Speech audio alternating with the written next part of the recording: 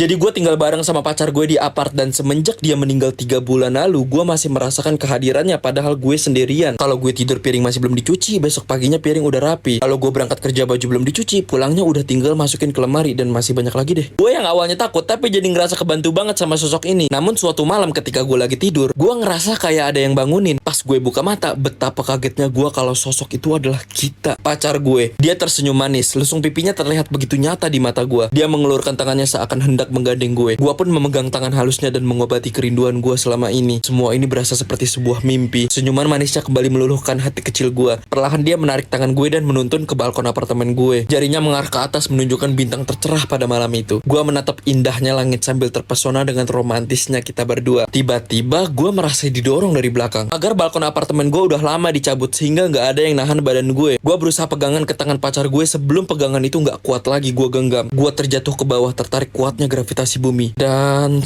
semuanya gelap, beneran gelap. Halo, halo, gue teriak sekuat yang gue bisa, namun gak ada jawaban. Apakah ini kehidupan setelah kematian? Gue bertanya sama diri gue sendiri. Seketika gue bisa mendengar suara Gita. Suaranya bergema dari kejauhan memanggil gue. Jangan lepas tangan aku, jangan lepas tangan aku. Tiba-tiba disitulah dia menggenggam erat tangan gue. Gue pun berusaha memegang erat balik tangannya, namun gue gak kuat. Ada sesuatu yang narik tubuh gue ke belakang. Sebuah tali kehidupan. Gue melepaskan tangannya dan tubuh gue tertarik jauh ke belakang.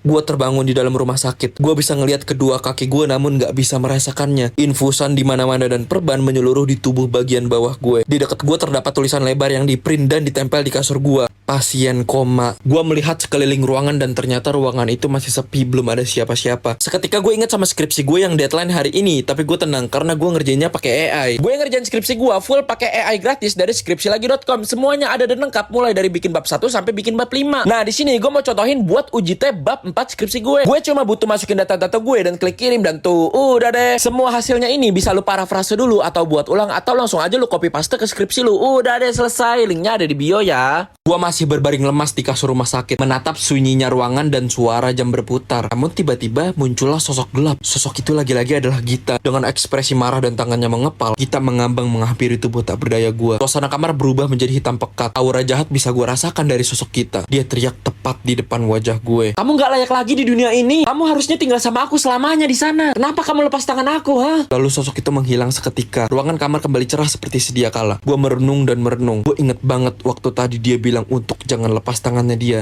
Itu adalah kata-kata yang sama seperti 3 bulan lalu saat gue melepaskan tangannya ketika dia tak sengaja jatuh dari balkon apartemen.